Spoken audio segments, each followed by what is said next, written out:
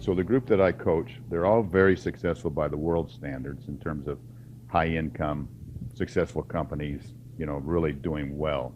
Anybody from the outside looking in would probably be jealous, how could I be like those guys?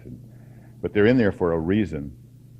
And so the first day, the first thing that I start out is just like this. I usually would just walk in, kind of give them the logistics. There's the bathroom, there's this kind of thing.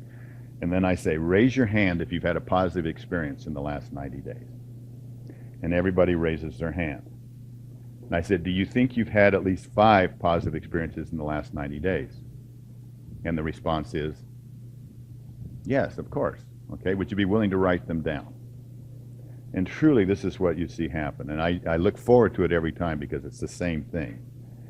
But they'll start writing down the positive experiences that they've had, and then pretty soon out comes their cell phone, and they're looking at their calendar. And then you start seeing them scratching their head, and they start, searching through their calendar, and they start looking, and they start scratching their head, and they start looking, and they start scratching. And some of them find it very difficult to find 5 positive experiences. Not that they didn't have them, it's just difficult to recall them. So I had to give you an example on the extremes then. After somebody's been in coach, we've coached them for a while. I had somebody who started just writing down what happened to him. He'd been through a series of really bad experiences, including getting mugged.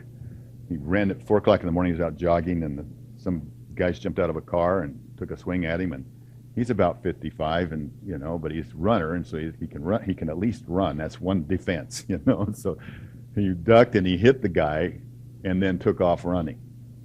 And so he had these thugs chasing him all through the neighborhood. He finally found a ditch, and he laid just down flat in it, and just laid there. And they were hunting till it kind of got daybreak. He was right by a school.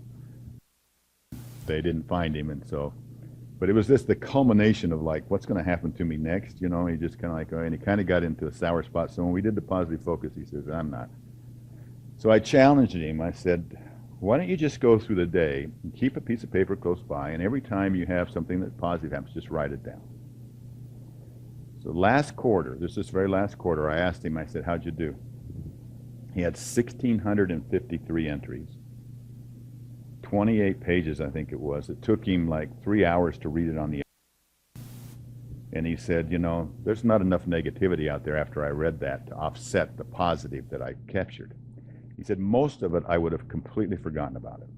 Just completely forgotten about it. And so I think if you've heard me speak before, some of the examples I've had people raise their hand and say, I had a grandson born 6 weeks ago, and I forgot to write it down.